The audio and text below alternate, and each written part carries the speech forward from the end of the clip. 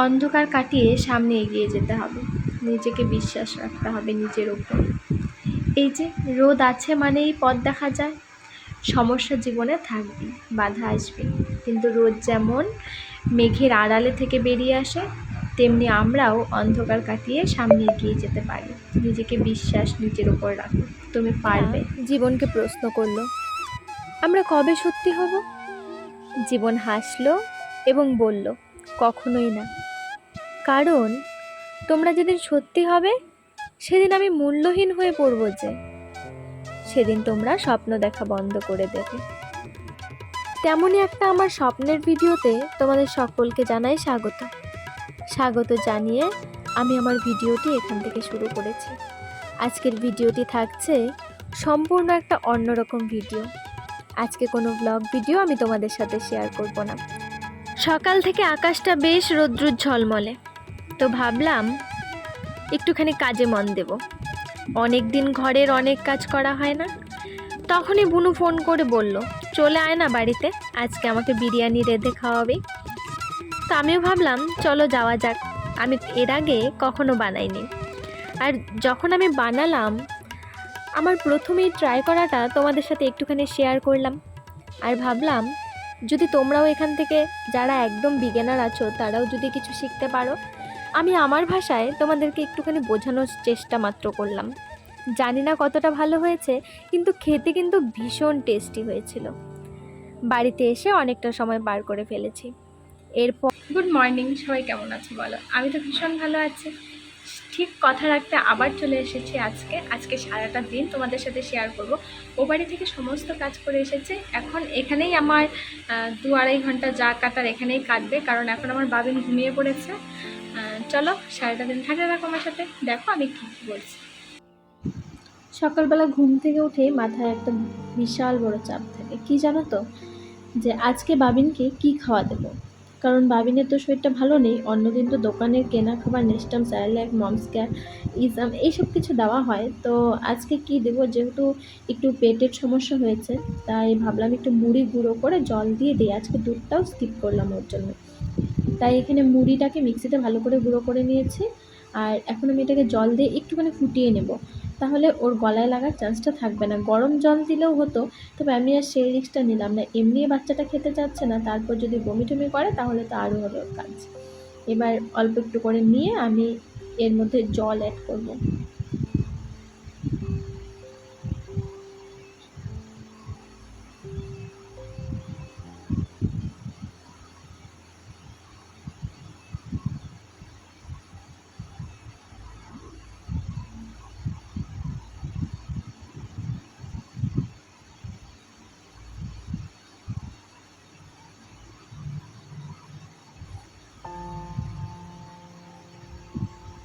বেশ খানিকটা পরিমাণ জল দেওয়া হলো, কারণ যে মুড়িটা ফুটে একটুখানি ঘন হবে আর জলটাও শুকিয়ে যাবে।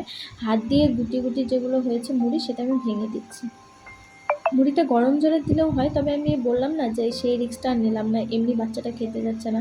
তারপর আমি যতটুকু খাওয়াবো, যদি বমি করে দেয় তাহলে আমার সারাদিনটাই গেল। বাবির খাবারটা হয়ে গেছে। বারবার না জানো, তোমাদের কাছে আগে যখন বাবিকে নিয়ে ভিডিও করতাম এভাবে বলতে বলতে না, মানে বাবি বাবি কথাটাই বারবার আগে আসে। তো সরি, বাবিন, ওকে আমি বাবিন ডাকি, একটা বাবি আছে তাই ও বাবিন।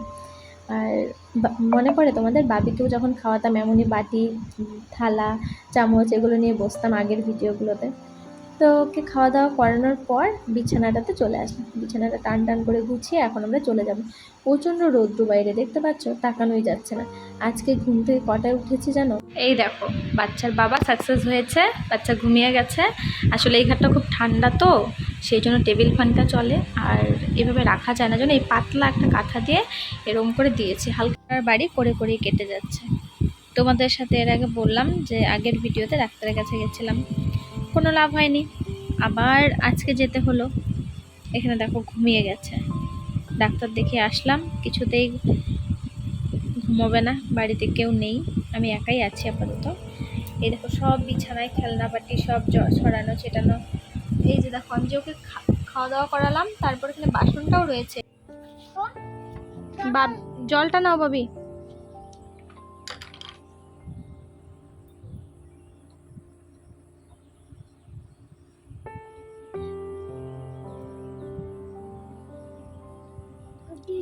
কি করছো এখন? দেখি কোনটা।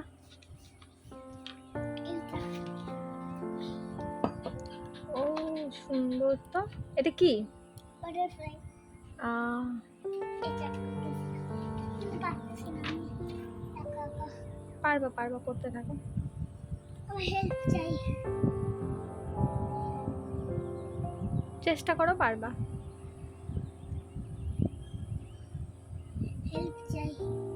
করবো হেল্প, তুমি স্টার্ট করো, আমি হেল্প করব। ঠিক আছে। আমি মনে শুধু ওদের মধ্যে দিয়ে একটু বলে দিই কিন্তু পাখা একটু বড় ভালো।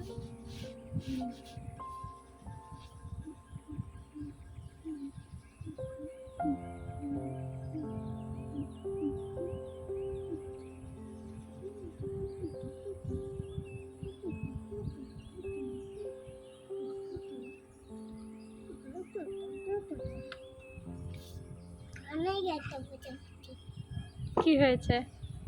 অনেক আইসক্রিম। দেখেছো আমার ছোট্ট বাবিটা কত বড় হয়ে গেছে। তো আজকে ওই বাড়ি থেকে এসেছে, তোমাদের সাথে বলেছিলাম না আজকে আসবে, তো একটু আগে এসেছে। এসে ও আর্ট করতে ভীষণ ভালোবাসে, এসেই আর্ট নিয়ে বসেছে।